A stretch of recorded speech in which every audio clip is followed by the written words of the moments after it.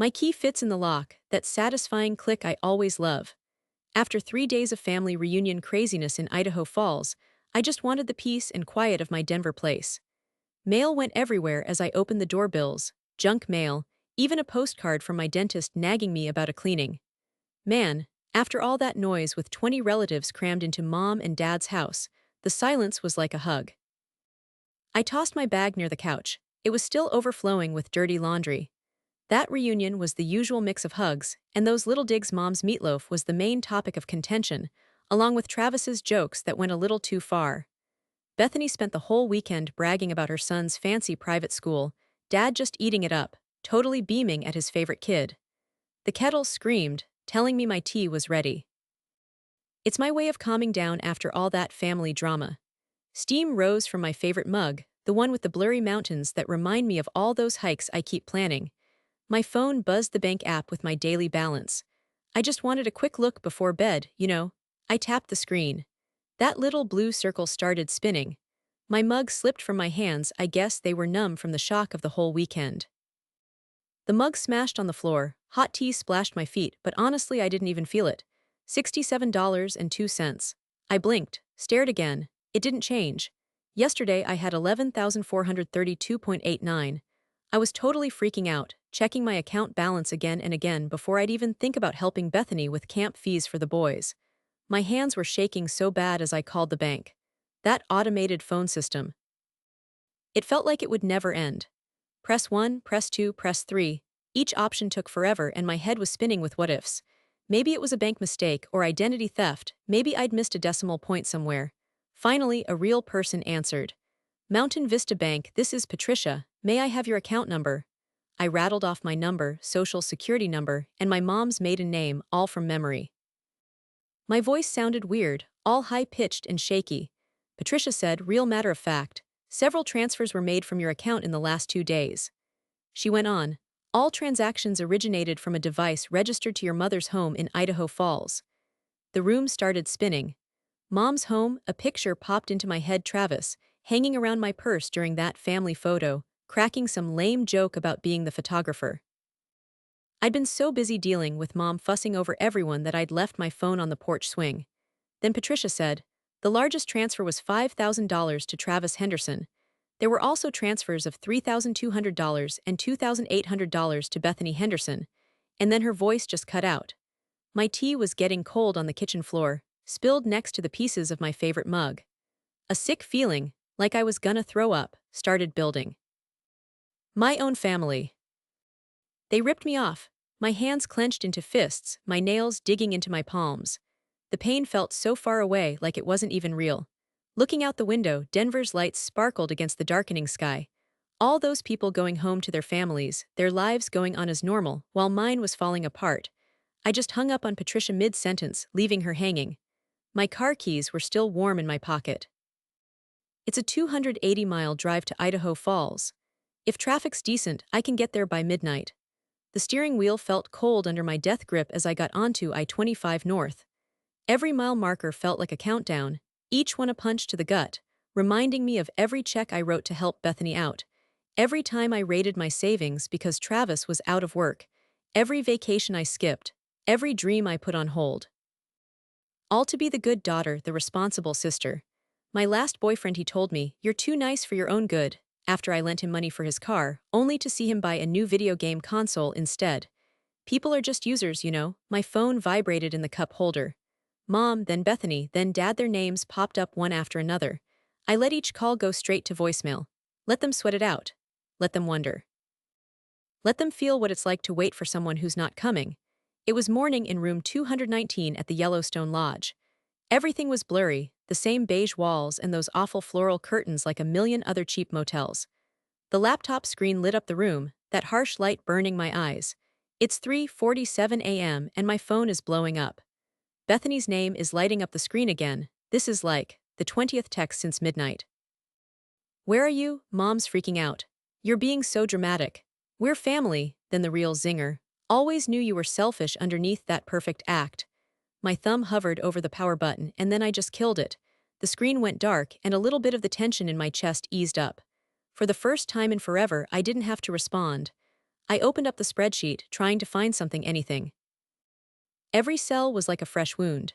Green for doctor bills, Megan's broken arm, Dad's heart meds. Yellow for like the basics. The crazy high heating bill last winter. Groceries when Travis got laid off. Red for everything else, just a sea of red. My hands were shaking as I entered another transaction. February 2021, $2,500, borrowed to pay the property taxes on the family home. March 2021, $1,800, to cover Travis's lost income. June 2021, my Prague trip money, gone, used for Megan's private school tuition. Each one clicked into place, like another piece in a puzzle I never wanted to be a part of. The formulas updated automatically, and the numbers just kept going up and up until the final cell popped up on my screen. $23,467.82. The amount swam in front of my eyes, blurring with tears. But it wasn't sadness, it was rage. Pure hot rage, bubbling in my chest and making me clench my fists. All those extra hours at work. All those vacations I missed. All the things I put off while I was just their personal cash machine. My eyes were glued to this spreadsheet, then bam, a Facebook notification. It was Travis, grinning like a Cheshire cat from his profile pic, a brand new gaming laptop gleaming in the background. Posted 3 days after I'd paid their electric bill. The caption, "Sometimes you gotta treat yourself." My gut twisted. I couldn't stop myself. I clicked over to Bethany's page. 2 weeks earlier, there she was, mirror selfie with a Gucci bag, early birthday present to myself.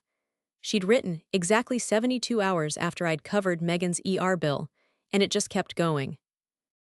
Instagram pics from their Cancun vacation, planned the very week they swore they couldn't afford to heat their house.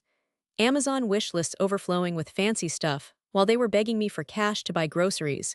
Years of this stuff, right there in front of me, and I was too busy being the perfect daughter to notice. Suddenly, a knock. I practically leaped out of my skin. The laptop almost flew off my lap. My heart hammered. It was 4 a.m. It had to be them. They'd found me. Aunt Diana, it was Megan, her voice barely a whisper. "Please, I know you're in there." I peeked through the peephole. My niece stood alone in the hall, arms wrapped tight around herself, looking way younger than 17. The chain lock rattled as I opened the door. "Megan, what?" The words poured out of her, a torrent. "I saw what Dad did at the reunion with your phone. He thought it was hilarious, showing Mom how easy it was to steal your money when you weren't looking. It's been going on forever, just taking whatever they want because Aunt Diana owes us." That phrase, it just sticks in my gut. "They told you that?" I ask. Megan's head bobs, and tears start to stream down her face. "They say it's fine since you don't have kids or a husband to worry about. That you're selfish if you don't share. But what they did, it wasn't okay. It was stealing, plain and simple, and I can't pretend anymore." I pull her close and she just starts to cry. Her body's shaking against me, and suddenly she's a little girl again. Crying because Travis forgot soccer pickup. Because Bethany skipped the school play for her stupid parties. Because over and over, year after year, her parents showed that their desires were more important than hers. "This isn't about you," I whisper into her hair. "None of this is your fault. No matter what happens with her folks, I'll always be here, always." Megan pulls back, wiping her eyes. "There's something else," she says, taking a deep breath. "I want to go with you to the police." Those words just hung there, heavy in the air. Part of me just wanted to shield her from this, from having to pick a side, from whatever was coming. But I looked in her eyes and saw that same strength I finally found in myself. She wasn't picking sides. She was choosing the truth. An hour later, we were sitting with Officer Martinez at the Financial Crimes Unit. She's staring at the spreadsheet, those dark eyes of hers just glued to the highlighted stuff. Every now and then, her pen makes a little scratch on her notepad. "Do you have proof for all this?" she asks, tapping the total at the bottom. I just nod, handing over a USB drive. Bank records, texts, social media posts that show what they actually spent the money on. Everything is dated and organized. "I can vouch for the phone thing," Megan adds, quiet like. "I saw Dad do it. He was going on and on about how easy it was." Officer Martinez's face gets more and more serious as she listens to Megan. Words like unauthorized access and identity theft and financial exploitation hang in the air, and they make this whole thing so much more real. My hands shaking when I reach for the official complaint form. "They're still my family," I whisper, mostly to myself. "Family's supposed to protect you, not take advantage of you." Officer Martinez's voice is soft, but she means business. Sometimes the best thing we can do for family is make them face the music. The pen feels heavy as I sign. Each letter is a door slamming shut, a bridge crumbling, a bond breaking. But when I finish, something else starts to swell up inside me, something that feels like freedom. I notice my hand isn't trembling anymore. A text from Megan pops up on my phone. "They're here, the police." I put my coffee cup down on the counter, watching the steam float up. It's been 2 weeks now since I reported it. Morning sunlight spills into my Denver apartment, making these gold squares on the floor. My phone goes off again. Mom's calling. It's the third time in 20 minutes. The voicemail alert pops up. I hit play, holding the phone away cause her voice is so loud. "Diana Marie Jenkins, what have you done?" "The cops are talking to your sister. Travis could get fired. Is this what you wanted? To ruin your family? Call me right away." Delete. Another buzz, another voicemail. "Your father hasn't eaten since yesterday. We raised you better than this. You're breaking my heart." Delete. "Megan won't stop crying. She wants her aunt. Stop being selfish and fix this." Delete. Not one message said I'm sorry. Not one even mentioned the thing that was taken. Just all this blame, wrapped up in making me feel guilty, tied with them trying to manipulate me. My marketing presentation is up on my laptop, a little line blinking on slide 23. Our big quarterly review is starting in like an hour. Later that day, my fingers were flying over the keyboard, changing those money numbers with all the skill I've built up over the years. "You seem different lately," Sarah says, leaning against my office doorway. She's got her reading glasses on a chain now, which she hates and keeps pretending she doesn't want to wear them. I saved the last slide. I finally started setting some limits. My phone vibrates on my desk. It's Travis. Delete. Then I get another new email alert. They put me on administrative leave, some investigation thing. Travis Henderson. I just shut my phone, then a text from Dad. Foreclosure notice. "We're gonna lose the house if I don't do something." My finger just stayed there, hovering over the message. 3 years ago, I'd have already called the bank, no questions asked. Even 2 months ago, I'd have been figuring out how to split my bonus between their mortgage and my rent. But I turned my phone off. The light in the hallway flickered as I got to my door that night. There she was, Bethany, leaning against the wall, clutching her fancy purse like it was a weapon. The same purse she bought 3 days after I paid Megan's bill. "How could you?" she choked out. "Megan cries herself to sleep every night. Is that what you wanted?" The grocery bags rustled in my hands. Frozen peas felt icy cold against my palm. "That money was from Megan's college fund, not your vacation," I said. "You think you're better than us just because you have a little money." She stepped closer, pointing at me. The hallway felt smaller, years of built-up anger closing in. "Look at you, in your perfect apartment with your perfect job, judging us for struggling." A laugh burst out of me, harsh and unexpected.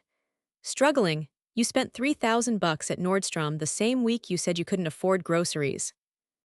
"That's a bit different, isn't it?" "I deserved it," I said. No explanation, just that. The word hung there, sharp and final.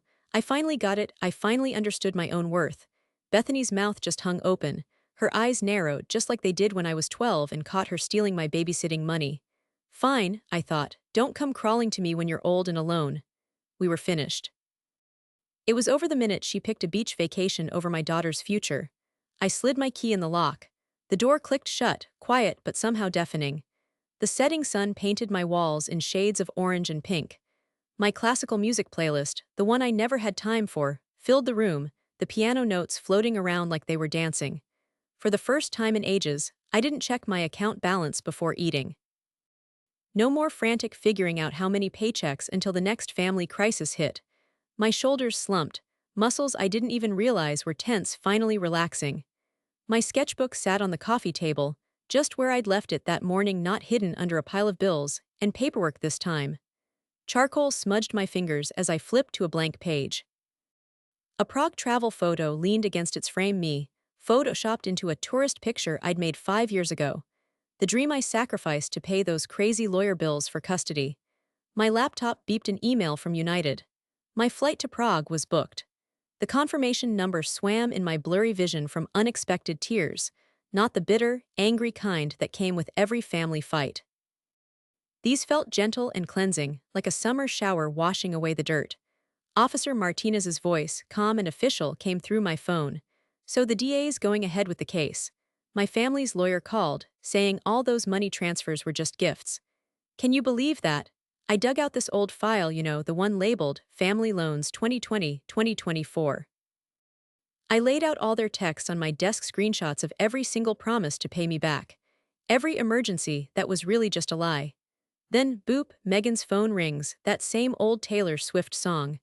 Grandma's voice cracks, all small and shaky, saying this is all my fault, blaming me for telling Megan what Dad did with her phone. It's not my fault. I just stared out the window, watching the city lights come on as the sun went down over Denver. This whole mess is about the choices grown-ups made, grown-ups who were supposed to protect both of us.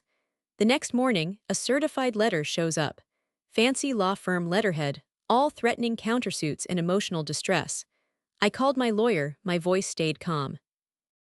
I told him I had everything, every single transaction, every lie, every broken promise. The truth's solid like a mountain they can't budge, no matter how much guilt or manipulation they throw at it. My hands didn't even shake when I hung up. The sun was setting, and the light in my apartment was just hopeful. It feels like I've finally found my own safe space, my own truth. I slid the key into my new apartment lock. Boxes everywhere, all neatly labeled kitchen stuff, office stuff, books. My real estate agent's voice is still in my head. Corner unit. The windows faced south, and the price was way below what I expected.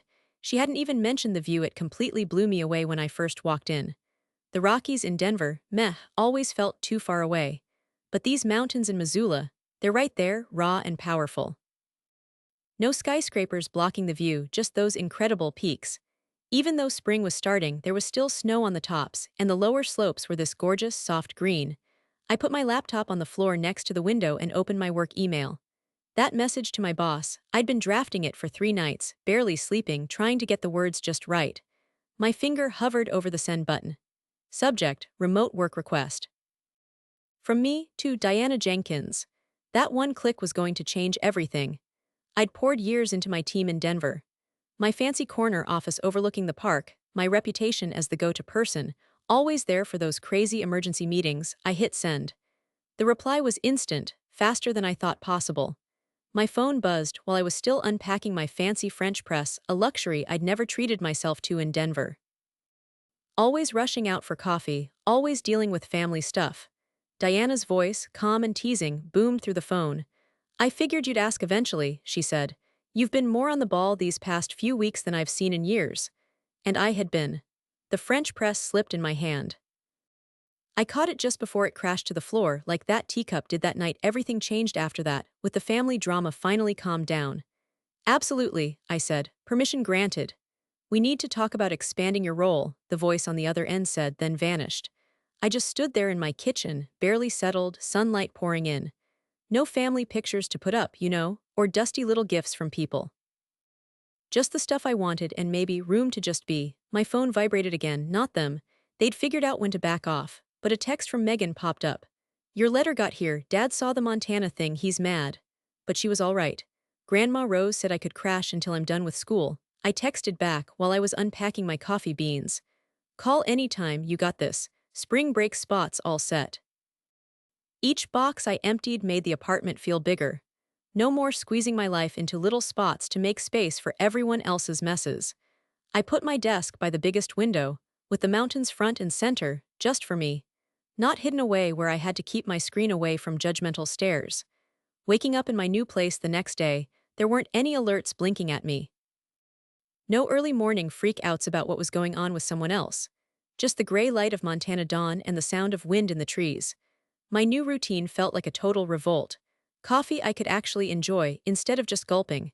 Breakfast actually eaten, not something grabbed on the run. The wind coming in my window had that summer smell, sharp and clean like honesty.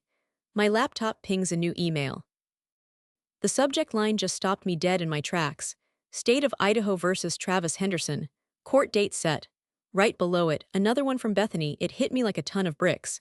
The subject line practically screamed, "How dare you abandon us like this?" And then, a third email popped up. From Travis's cousin, Cynthia. I barely knew her, just saw her at family get-togethers.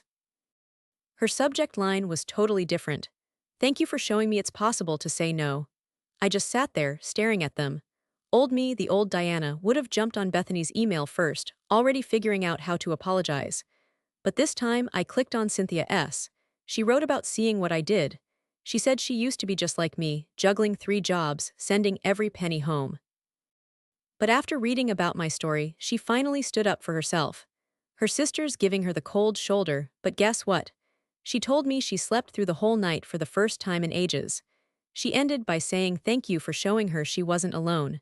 My phone buzzed a news alert. The Idaho Falls paper had picked up the story. The comments section was a total mess, older folks calling me names, the usual, but then younger people were sharing their own stories of family drama and financial abuse. I almost closed the browser, but one comment made me stop. It was from Officer Martinez. He wrote that since my case went public, 3 other people had come forward with similar stories. He said financial abuse in families hides in the shadows, and that speaking out is huge. I shut the laptop and went to the window. The morning sun was hitting the mountains, making them look all rugged and amazing, like truth itself when you see it in the right light. The next couple of weeks flew by. I was so busy, it was crazy. It's amazing how much easier it is to think when you're not constantly stressed out about the next problem. This new marketing plan I came up with for our biggest client. It practically wrote itself. Even Diana, my boss, noticed. His face popped up on my video call and his eyebrows were practically shooting up to his hairline. He was all, "This Western region rollout strategy, it's genius. Have you ever thought about taking on more responsibility? We're looking for a regional director." Old me would have totally made excuses, something about family stuff. But this new me. I just smiled and said, "Yeah, I'm in." We talked salary and benefits, and I actually said numbers I would have been terrified to ask for before. I used to practically give my work away for free. The sun was shining in my window, warming my back like it was saying, "Good job." That night, I sat on my balcony with a glass of wine.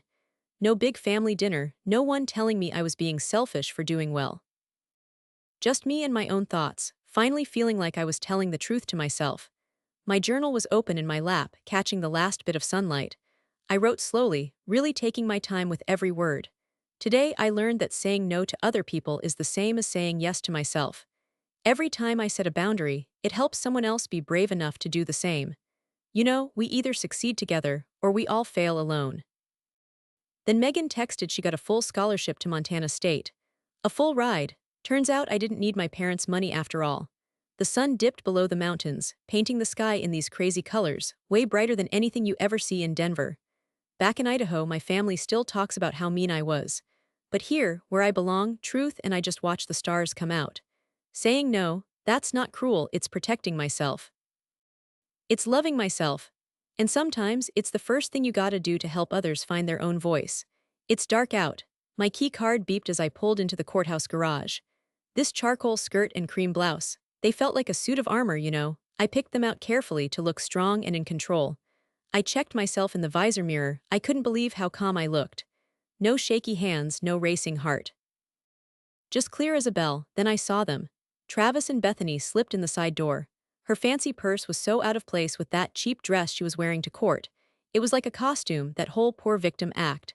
But her Instagram yesterday, total different story, a selfie in a fancy store, bragging about her new heels. Ms. Jenkins, my lawyer, Catherine Martinez, met me at security. Her silver hair shone under the harsh lights. Her briefcase was packed with 5 years' worth of stuff, all perfectly organized. "Ready?" she asked. The metal detector beeped at my watch. More than ready. Courtroom 3 reeked of polish and nervous energy. Travis and Bethany were huddled with their lawyer, their heads bent close, and he was getting more and more frustrated. The judge's seat sat empty, waiting. Mom sits in the back, all by herself. The seat next to her, usually where Dad would be, just seems empty, like a huge gap. I'm going to stand up. Judge Wilson gets comfortable at his desk, glasses down on his nose, looking over the papers about the case. He doesn't show anything on his face, but his fingers are drumming on the pile of stuff: money transfers, texts, bank records. Catherine stands and starts her opening remarks, which are sharp and to the point like a doctor's tools. "Your Honor, this case shows a pattern of calculated, sneaky money stuff going on for 5 long years. The proof is like something from somebody else's world. Pictures of Travis's fancy gaming laptop, which he got 3 days after saying he couldn't even buy food. Texts from Bethany asking for money. You don't even have kids. Why do you need it? My own careful lists that I made, keeping track of every single dollar that was borrowed and every promise to pay it back that was broken." Travis gets all red in the face when Catherine shows his social media posts, where he's bragging about his new gaming setup. That's from a friend, he stammers. A friend who paid the exact same amount Ms. Jenkins sent you, supposedly for your utility bill. An emergency. Catherine's voice is ice cold. Maybe you want to explain these funny little details to the judge, right now, in front of everyone. Mom is wringing her hands in her lap, her eyes darting from me to my siblings, like she's a trapped animal. The wooden seat under me feels like it's going to cave in. I stare at the smooth wood grain while Bethany's messages boom through the courtroom speakers. Just lend us the money, okay? You always have tons extra. Don't be such a Scrooge. Family's supposed to help each other out. Judge Wilson's face got harder with every piece of evidence they showed. His gavel slammed down like a bolt of lightning when Travis's lawyer tried to cut Catherine off. Your Honor, she said, the facts will speak for themselves. The court reporter, that woman from the local paper, was scribbling a mile a minute. News spreads like wildfire in a small town. I saw 3 of my old neighbors in the audience and some people from my parents' church. They were whispering and fidgeting, all nervous energy. People were saying she betrayed her family, but they were the ones who stole from her. Yeah, family's important, but stealing is stealing. The judge ruled in Catherine's favor. His voice boomed through the whole courtroom. He ordered them to pay her back every penny, 23,647.82, plus all the lawyer fees in monthly payments of at least $500, starting right away. Plus, he slapped a restraining order on them, keeping them away from Catherine's money. Bam, gavel dropped. Bethany started bawling like a drama queen. Travis just stared straight ahead, his jaw tight, while his lawyer frantically whispered in his ear. I stayed put while they walked past, back straight, eyes forward. They tried to make eye contact, but I just wouldn't give them the satisfaction. My mom hung back after everyone else left. She walked over to me slow, twisting her tissue in her hands like she was making confetti. Diana, she said, her voice uncertain. I said softly, not now, Mom, not today. She nods, tears silently streaming down her face.